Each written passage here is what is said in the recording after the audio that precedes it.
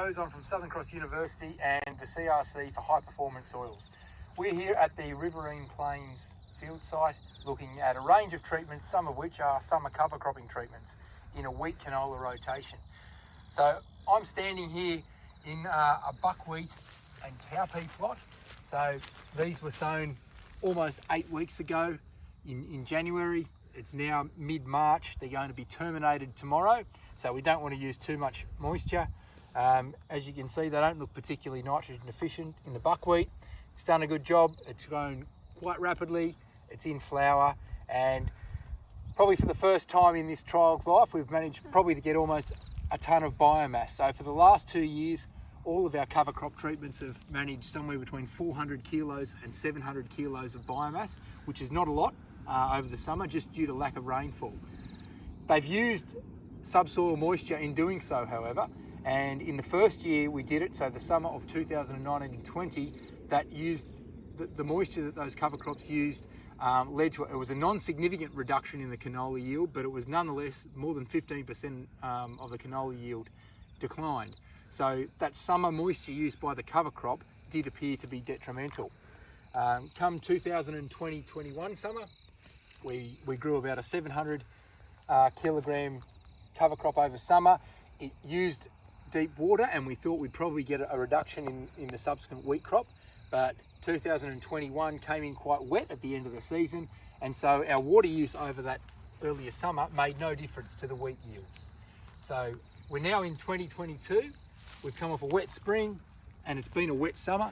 So even in the paddocks behind, you can see there's water lying around. So even though these cover crops are going to have used some water,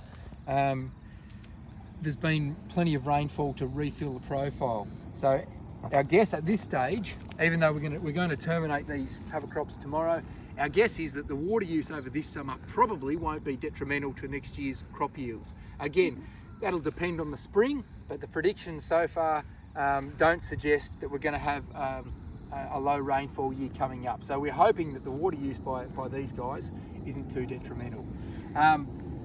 The the cowpeas, they don't have a huge number of nodules, but you can see they have got some. So no fertilizer went on with these cover crops. They're just growing on whatever was there.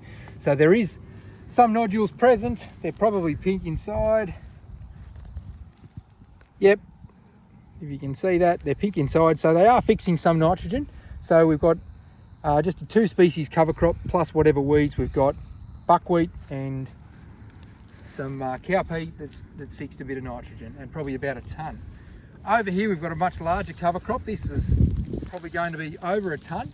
The dominant species is sorghum, so we sowed millet, sorghum, there was radish in there as well, and another brassica, but the predominant species is definitely the sorghum, although there is some radish in here as well. If I can find some. Yep, there we go. So some decent sized radish as well.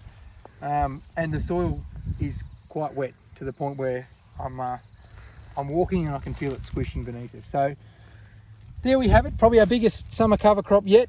Well over a tonne in biomass, going to be terminated tomorrow, and we'll see what this does to our soils in terms of some of our soil microbial properties, and we'll see what it does to next year's canola crop.